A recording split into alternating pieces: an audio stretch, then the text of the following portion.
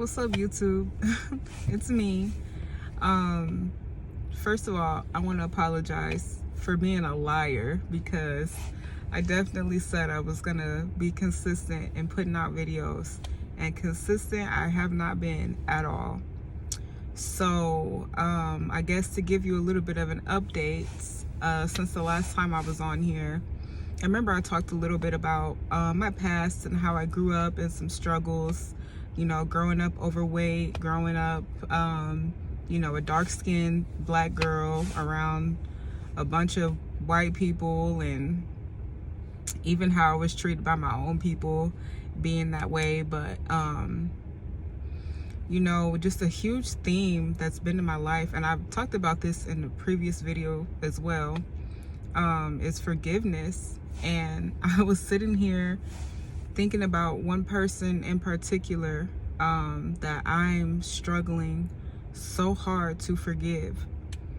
And I have vented to not everybody. I really don't have a whole lot of people in my life, but I have vented to people about this person and how they've made me feel, and just the pain I carry from what the offense I feel like they've made against me. And it's crazy because when you talk to other Christians, especially if you're talking to people that are consistent with their walk, and they actually, you know, they're not just self-proclaiming Christians, they actually check in with the Lord and you know, allow the Lord to keep them in check, they often tell me that I need to continue to pray for this person, which that is biblical, you know, and we are supposed to forgive people. But man, just speaking from my flesh, I guess, I can't help but to feel like they're getting away with what they did, or like God's allowing them to get away with what they did, when I feel like how they treated me was unwarranted. And when I, especially like when I feel like, and maybe you can relate, when you feel like you did right by this person to the best of your ability, and then especially when it's like years of your life is involved, it's like, oh man. But I also know with my head knowledge that the enemy will use your emotions like as warfare, and I just feel trapped. And I feel like, honestly, I feel like I'm going crazy because some days it's easier for me to, you know, lift them up in prayer and pray blessings over them and wish them all the best, and you know, I just, you know, pray that God does a number on them and that God works on them and penetrates their heart and all of these things. And then sometimes it's like, bro, like I should really, like, if I wasn't scared of jail and hell, like I would key his car and I would probably stab him, like for real. Like I be thinking these evil sadistic thoughts, and I know they're coming from hell, but it's like on a fleshly level it feels justified, because it's like, man, I really put my all into this situation just to get met with you know, half-heartedness or this, you know, this passiveness. And I don't know, it's like to get treated like you don't matter by somebody that you loved. And in all honesty, I still love them. If I didn't, I wouldn't care. Because this isn't like this is the first time somebody's ever hurt me or offended me in my life. I'm really, if you really know me, I'm really the type of person to like just keep it pushing, you know what I mean? You know, I don't normally take things all too personal until it's really personal, and this time it was personal. So it's just really hard, you know, just forgiveness in general, you know, this situation in particular. But you know, yeah, it's like I like to watch people's testimonies, and I always get so inspired when people talk about the betrayals that they faced in their life and how, you know, Jesus set them free and they were able to really forgive and move forward. And, you know, they're free from that now and they can talk about what happened and they're not overly emotional or they're not angry anymore. Or they can pray for the person, or even within the story, they'll talk about how they prayed for this person, they forgave this person, and that person ended up coming to Christ because of their forgiveness, their ability to forgive and to love them, even though they were somebody that did them wrong. And I am just not there yet. I'm just not there yet. And it's almost like I feel like I'm trying to rush past this part because of how painful it is. And because in all honesty, I feel like it's just driving me nuts because it's like the back and forth. Like I know for a fact it's warfare against me because some days I'm cool and then, you know, the next I'm just hit with this wave of anger and bitterness. And it's like, man, like I was doing good. Like where did this even come from? You know, and I'll imagine I'll imagine things I wish I would have said to them. I wish I would have hurt their feelings. Because this person, we've had conversations and I've expressed how they've made me feel and how they've hurt me. And, you know, the apologies I've gotten from them, I don't know if they're really genuine or not. But I also understand that that's kind of not even my place or my business, because my job is to forgive regardless. If they care that they hurt me or not, if they feel any type of guilt or not, you know, the command is to forgive, period, point blank. And that's the part that I struggle with, is forgiving somebody who I feel like really doesn't deserve forgiveness, honestly. But then you got to think about it.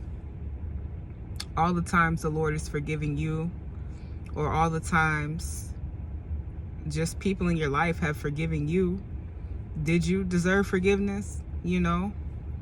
And I say you, but I'm really speaking about myself. Like, you know, I'm not a perfect person, so it's not like I haven't done anybody wrong, or it's not like I haven't hurt anybody.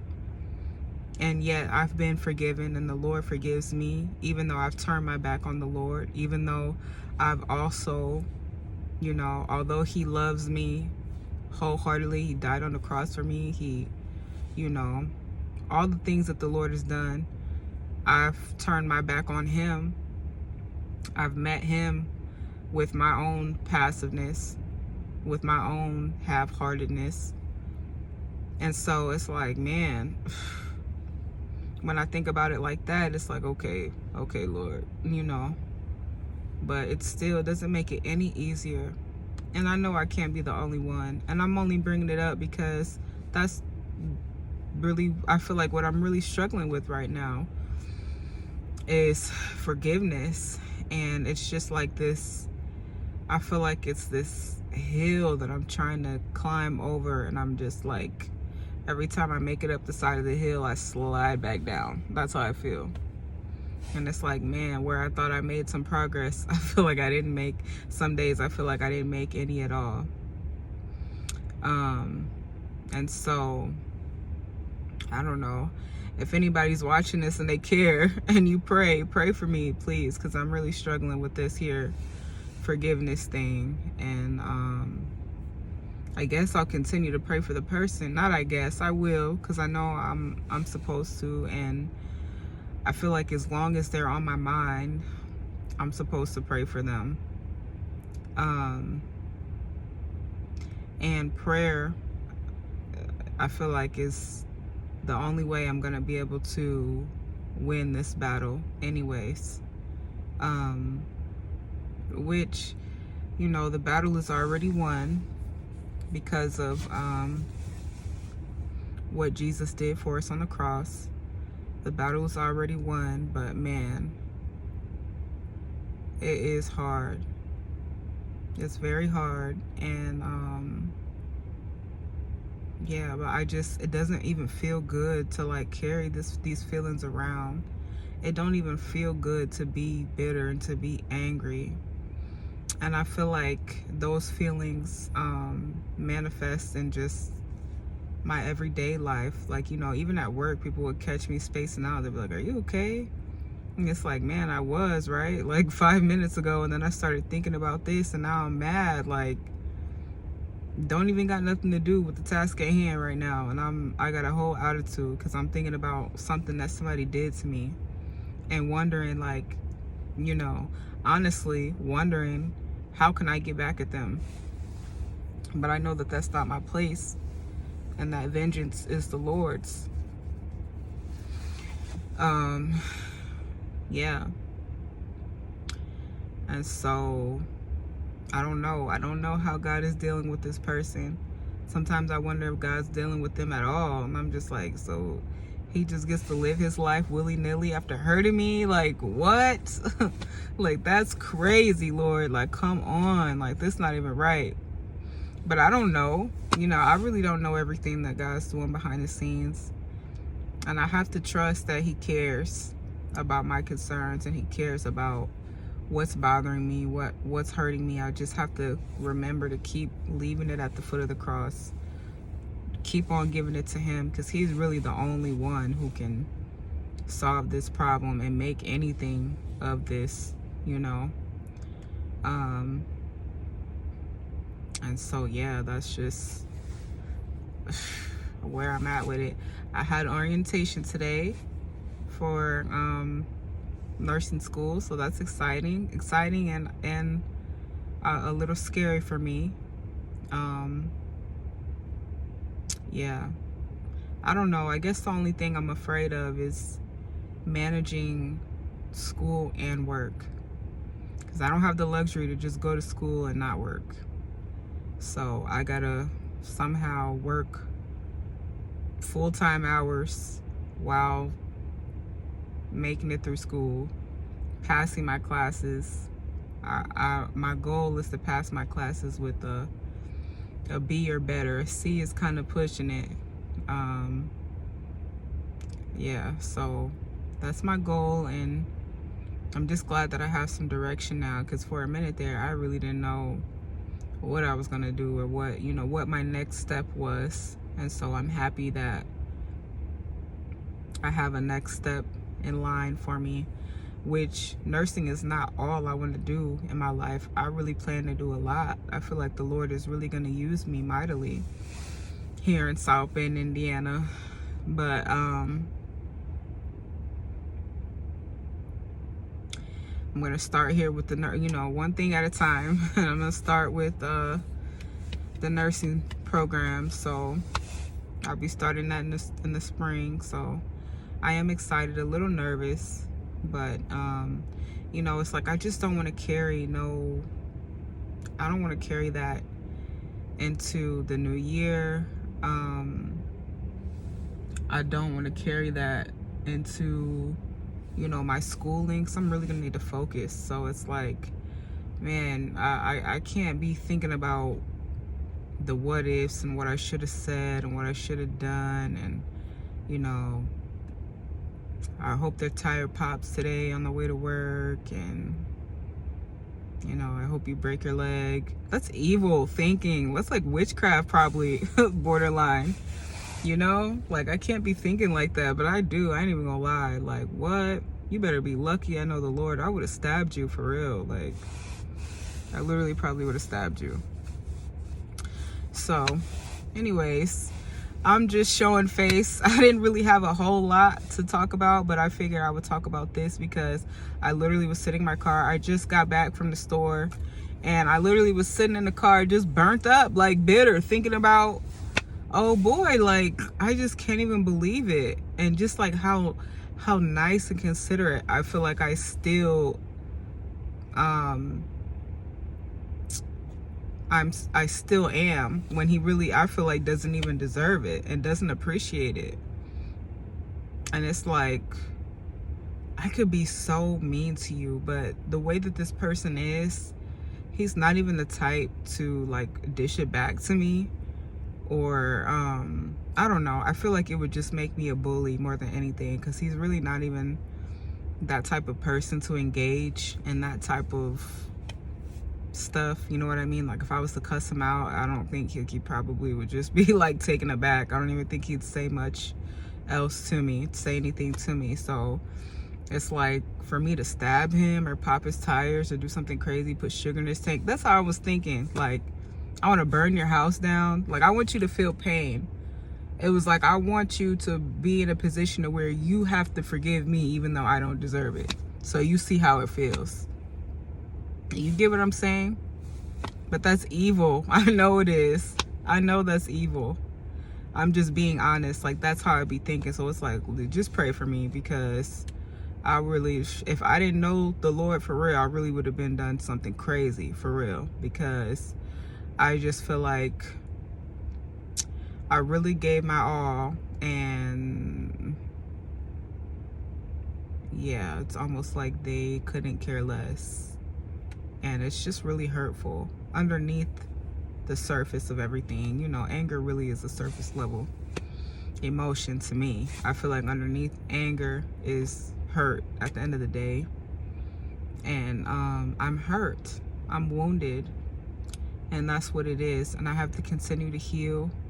And I feel like a healed person can forgive and move on. That doesn't necessarily mean that you have to let that person back around you to be able to hurt you again, or they have to be a part of your life or nothing like that. But